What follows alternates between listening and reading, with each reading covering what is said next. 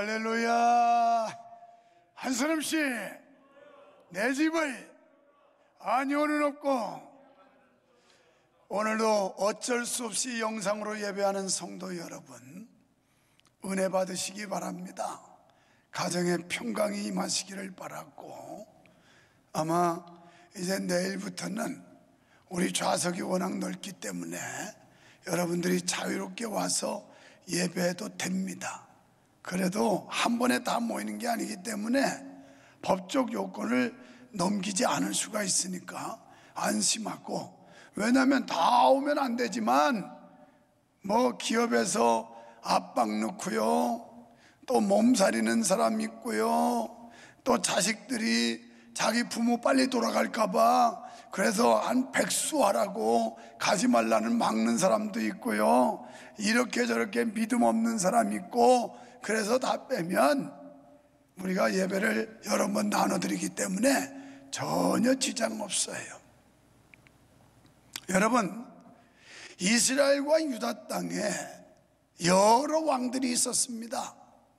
그렇지만 그 중에서 몇 안 되는 아주 훌륭한 왕이 있었는데, 그 중에 히스기야 왕, 이 사람은 가장 하나님 앞에 충성되고 하나님이 사랑할 만한 이런 왕 중에 한 사람이었습니다.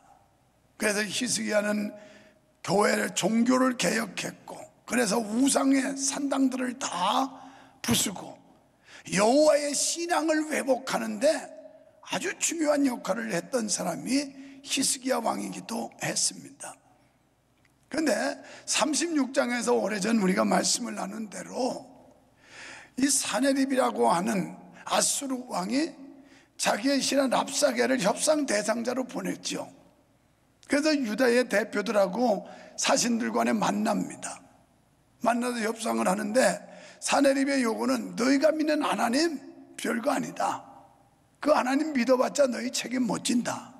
그러니까 하나님 의지하지 말고 또 하나님이 지켜줄 거라고 말하는 그런 왕의 말도 듣지 말아라. 선지자의 말도 듣지 말고 우리한테 항복해라. 그러면 더 넓은 땅도 주겠고, 그리고 포도의 소산도 먹게 할 것이며 자유를 주겠다, 이렇게 얘기했습니다.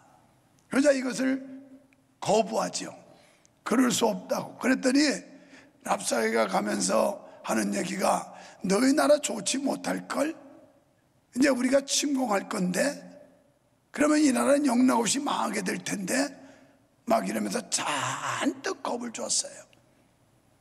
여러분, 성경의 역사로 보나 오늘 우리의 현실로 보나 이 악한 사상들과 정권과 안티들은 어떻게 해서라도 우리 신앙을 꺾어뜨리고 하나님과의 관계를 단절하고, 그리고 교회 목회자와 성도를 이간하고, 이래서 우리의 믿음을 떨어뜨리려고 하는 시도를 끊임없이 하고 있다는 것도 우리는 염두에 두어야 합니다.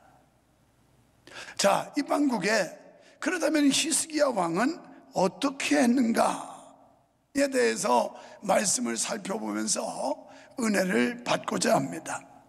먼저 히스기야의 경건을 배워야 한다는 겁니다. 유다의 세 사신들은 결국 협상에 실패하고 돌아왔죠. 그리고 랍사게가 한 얘기를 히스기야 왕에게 전합니다. 그러면서 우리나라는 이제 풍전등화와 같습니다. 실제적으로 바람 앞에 등불같이 어떻게 장담할 수 없는, 앞길을 보장할 수도 없고 예측할 수도 없는 이런 절대절명의 위기처럼 느껴지는 상황이었습니다. 이때 하나님 앞에 기도하는 것밖에는 다른 방법이 없었습니다.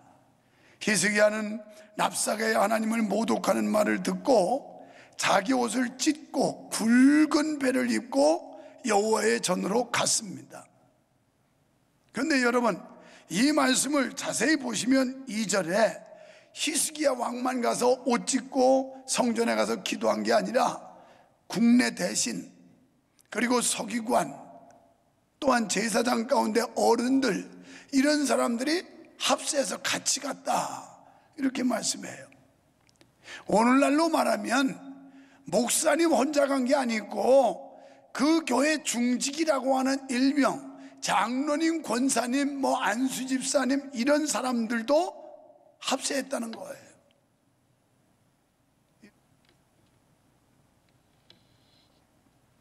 지금 히스기야가 기도하는 건 나라 구원해 달라는 것도 아니고 자기 목숨 구해 달라는 것도 아니고 저 이방 족속 하나님을 모르는 자가 여호와 하나님을 모독하고 하나님을 대적하고 하나님의 백성을 희롱하는 이 행위에 대해서 참을 수가 없었던 거예요. 사랑하는 성도 여러분, 여러분과 제가 진정한 그리스도인이라면, 진정한 예수의 생명이 있는 사람이라면 이런 상황에 우리는 분개할 수 있어야 됩니다. 그게 진짜 믿는 사람이에요. 하나님의 영광을 끌어내리고 교회를 짓밟아버리고 성직자들을 짓이기는 이런 행위에 대해서 분개할 수 있어야 된다는 거예요. 분개. 아수르 왕이나 사신들이 저지른 신성 모독적 처사 때문이었습니다.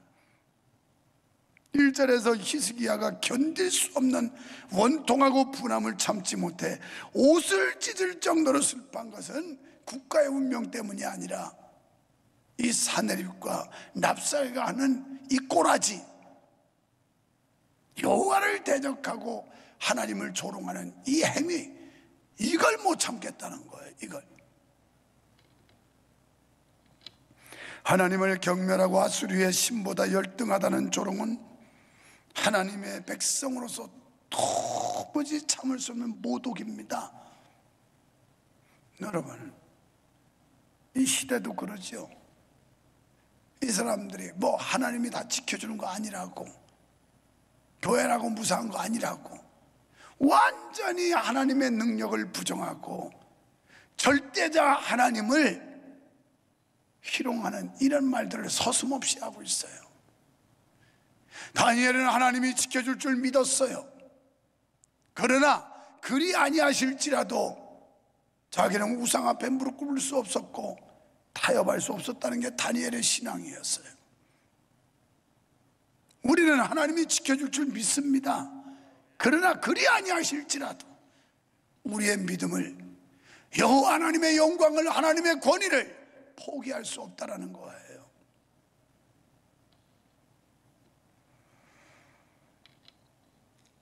8절 이하에서 보면 유다를 돕기 위해 구스의 원병이 출병한다는 말을 듣고 다시 한번 유다의 항복을 촉구하는 서한을 보내는데, 이 서한은 이제 다음 주일날 후반부 37장 제2탄 설교에서 나올 내용들이에요. 이게 선전포고문이죠. 여기서도 하나님을 모독하면서 하나님을 의지해도 도움받지 못할 거라는 말을 합니다. 그러자 히스기야는 이 편지를 가지고 성전에 가져가서 펼쳐놓고 하나님께 기도했습니다. 3절로 4절에서 보면 히스기야는 감찰하시는 하나님을 믿었어요. 저 납작의 입으로 짓거리는 저 소리를 하나님이 듣고 있다고 믿었어요. 하나님은 전지하셔서 세밀하게 보고 듣고 계신 하나님이라고 믿었어요. 사람의 생각, 마음까지 들여다보시는 분이 하나님이라고 믿었던 겁니다. 그랬길래 그는 하나님 앞에 나가 기도할 수 있었습니다.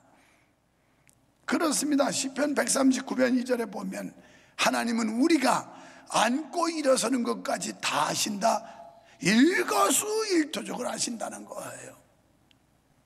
우리가 당하는 수모와 고난, 우리의 아픔을 다 아시는 하나님이신 줄로 믿습니다.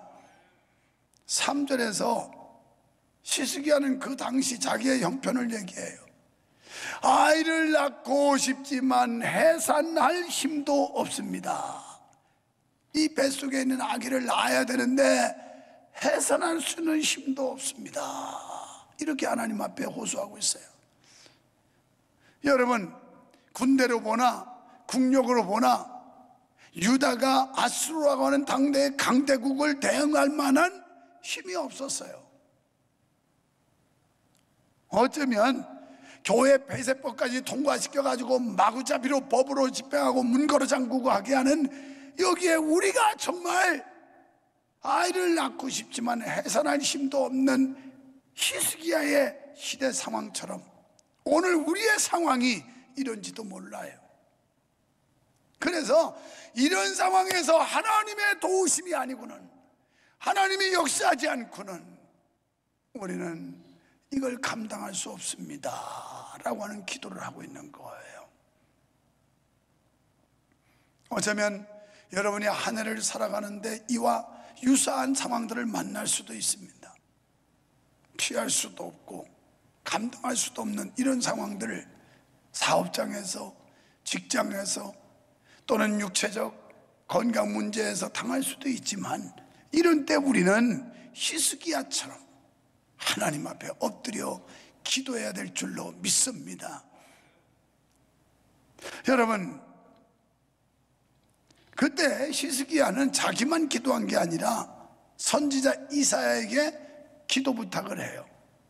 사람을 보내고, 여러분, 여기서 하나님의 권위를 인정하고 도움을 청한 그의 태도를 오늘 그리스도인들은 배워야 합니다. 그렇습니다. 하나님께서 부여하신 권위는 어떤 이유로도 파기될 수 없는 줄 믿습니다. 경건한 사람은요, 주의 종을 대접할 줄 압니다. 이 같은 삶을 살 때 자연히 하나님의 축복이 임합니다. 마태복음 8장 8절 9절에 보면 백부장이 자기의 하인, 그것도 군대도 아니고 군사도 아니에요. 하인이에요, 하인. 그러니까 이거 죽으면 또 하나 데려오면 돼요, 그때 문화로. 그런데 하인이 병들어 죽게 되자 예수님께 찾아가요. 그리고 예수님한테 간청합니다. 기도합니다. 예수님께서 백부장의 믿음을 보시고 내가 오늘 너희 집에 신방을 가겠다, 요새 말로 이렇게 말씀을 해요. 아니옵니다. 그러실 필요 없습니다. 그건 신방을 거부한 게 아니고 공생의 사역으로 바쁘고 피곤하신 예수님 굳이 오실 필요 없습니다. 요새로 말하면 아이고 목사님 일정도 있고 바쁘신데 아이고 신방은요 그냥 전화를 해주셔도 됩니다, 이런 얘기예요. 그러면서 이 백부장이 뭐라고 그러냐면, 저도 제 수하에 부하가 있습니다. 그래서 이더러 오라면 오고 저더러 가라면 가는 그런 지휘관으로서 부하가 있습니다. 명령하면 따릅니다. 주님 말씀만 하시옵소서, 주님 명령만 하시옵소서, 그러면 그대로 될 줄로 믿습니다. 이게 백부장의 믿음이었어요. 주님의 권위를 최고로 높이는, 주님의 말씀에 능력 있고 역사가 나타날 걸 그대로 믿었어요. 그래서 마태복음 10장 41절에 보면 선지자의 이름으로 선자를 영접하면 선지자의 상급을 받으리라 예수님이 말씀하셨어요. 열왕기상 17장 13절에 여러분 우리가 잘 아는 사르밧 과부 3년 6개월 기근 속에서 하나님 종 엘리야를 대접했더니 3년 6개월 동안 기름병과 가루단지에 기름과 가루가 마르지 않는 축복을 받았습니다. 뭐 엘리야가 대단했을까요? 물론 그도 우리보다 위대하고 대단했습니다마는 그를 보내신 하나님, 그를 붙들고 쓰시는 하나님을 존중하고 높였기 때문에 사르밧 과부가 축복을 받은 겁니다. 두 번째, 5절로 13절에서 이사야의 격려를 볼 수 있어요. 여러분, 곤경에 처한 사람에게는 격려밖에 필요한 게 없어요. 5절로 13절은 이사야가 히스기야에게 보낸 격려의 메시지입니다.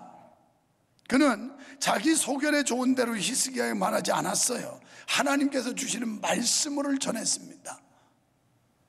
이게 충성된 종이에요. 자기 말하는 게 아니라 하나님이 주시는 말씀, 하나님께서 전하라고 하는 말씀을 그대로 전했다라는 거예요.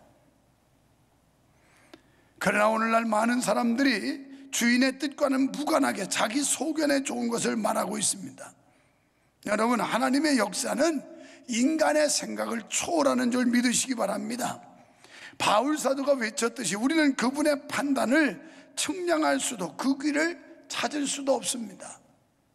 이사야 55장 8절로 9절에 보면 여호와의 말씀에 내 생각은 너희 생각과 다르며 내 길은 너희 길과 달라서 하늘이 땅보다 높음 같이 내 길은 너희 길보다 높으며 내 생각은 너희 생각보다 깊도다. 그래서요, 하나님의 지혜, 하나님의 생각은 우리가 생각하는 것과 다르다는 거예요. 얼마나 깊고 넓은지.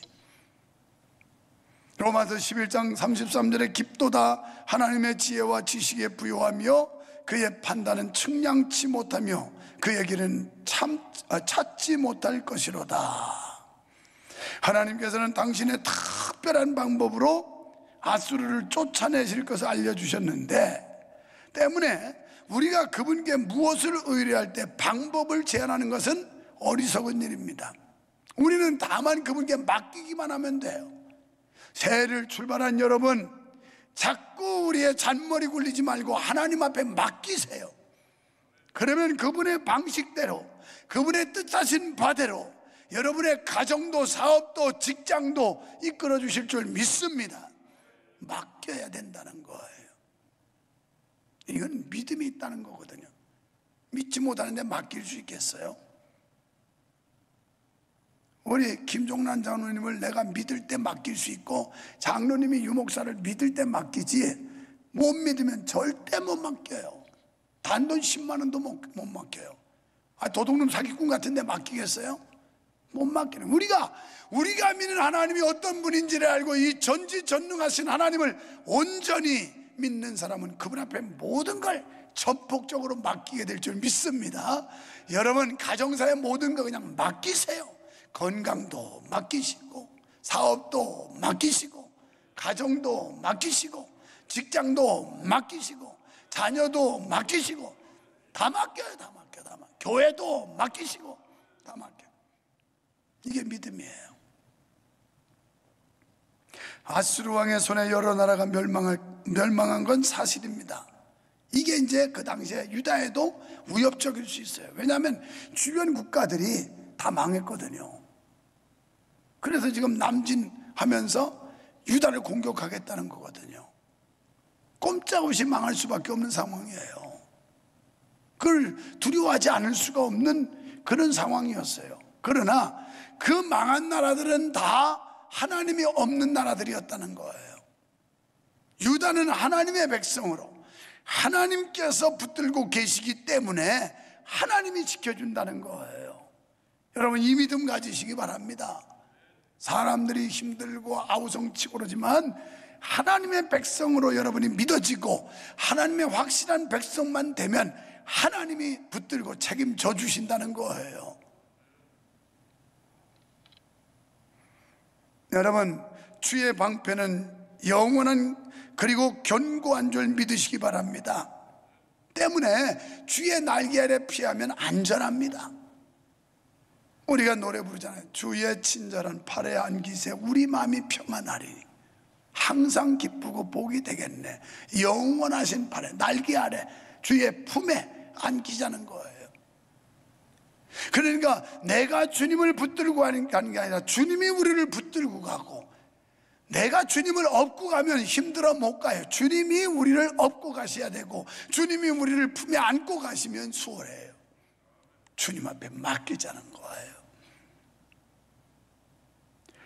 성도들은 곤경에 처한 사람을 만났을 때 이사야 선지자처럼 바른 격려를 해줄 수 있어야 됩니다. 이 격려란 남을 용기나 의욕을 자아내도록 힘차게 북돋워 주거나 분기시켜 주는 걸 말해요. 이 정부 관계자들이든지 안티들이든지 뭘 몰라서 그래요. 지금 사람들이 다 못 살겠다고 아우성인데 그들에게는 격려가 필요해요. 돈 10만 원 그게 중요한 게 아니에요. 마음에 큰 위로를 받고 소망을 갖게 하고 감사하게 하고 생각을 바꾸게 하고 가능성을 바라보게 하고 희망을 던져주고, 이게 교회들이 지금 하고 있잖아요. 돈 가지고 해결할 수 없는 어마어마한 효과들을 교회가 제공한다는 걸 모르는 거예요. 이 사람들이 그냥 돈 몇 푼 줘가지고 사탕 발림해야 해결될 줄 알아요. 여러분, 낙심한 자에게 위로를 주고 절망한 자에게 소망을 주고 용기를 잃어버린 사람에게 격려를 해주고 하나님의 말씀을 통해서, 이게 적어도 천만의 국민의 5분의 1을 이런 마음을 갖게 해서 바꾼다면 나라가 건강해지죠. 나라가. 왜 교회를 막아요? 왜? 교회가 얼마나 귀한 일을 하고 있는데. 무지해서 그래. 무지해서. 성도들이 낙심하고 왔다가도 교회에서 힘을 얻고, 세상에 막 절망적이고 한탄하다가도 교회 와서 기쁨을 얻고, 그러면서 희망을 갖고 가고, 이게 하나님의 말씀을 통해 격려하는 생명 있는 교회 집단인데, 이걸 무슨 범죄 집단처럼 전염병의 온상처럼 취급이나 하고, 그냥 무슨 장사처럼 생각이나 하고, 아니 무슨 사업장처럼 취급하는 사람들이 왜 교회 경영 유지비는 안 주는 거예요? 그럼 예배 못해서 헌금 안 나오는 데도 다 지원해 줘야 될 거 아니야. 어떤 목사님이 그러길래 그거 몇 푼 안 받는 게 좋다고. 가뜩이나 교회를 사업장 취급하는데 그거 받으면 진짜 사업장으로 인정한다고. 내가 그래서 그렇게 답변했어요. 우선 먹기는 꽃감이 달다고 할지 모르지만, 그렇게 되면 진짜 이 안티들이 교회를 우습게 보고 사업장 취급한다고. 그래서 교회가 교회를 돕자고 우리 교회가 예쁜 짓 한 거예요. 귀한 일 한 거예요. 귀한 일. 거기서 끝나지 않고 우리 지교회들, 또 우리 출신 교회들, 이 사람들까지 확대해서 또 오니까, 이게 이 어려운 때라고 아우성 치는데 그건 1억 가까운 돈을 우리가 집행한다는 거, 엄청난 일을 하고 있는 거예요. 이게 무슨 정부가 할 수 있는 일이에요?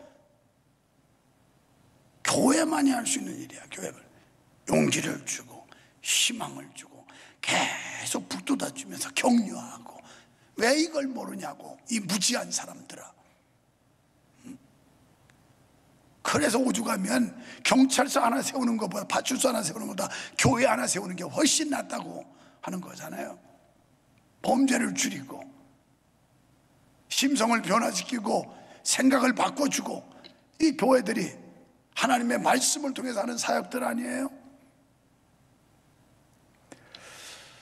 여러분, 어려움에 처했습니까? 기도하십시오. 그리고 사람에게 격려받을 기대하지 말고 하나님이 주시는 격려를 받으십시오. 말씀의 격려를 받으십시오. 말씀의 위로를 받으십시오. 성령의 격려를 받으십시오. 살만 납니다. 희망이 생깁니다. 용기가 솟아오릅니다.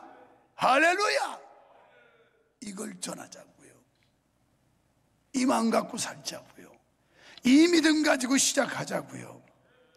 사랑하는 성도 여러분, 세상 소리, 마귀의 유혹에 귀 기울이지 말고 하나님의 말씀에 귀 기울이시고, 주님 사랑하시고 교회 사랑하시고 성도 사랑하는 여러분 되시기를 주님의 이름으로 축원합니다.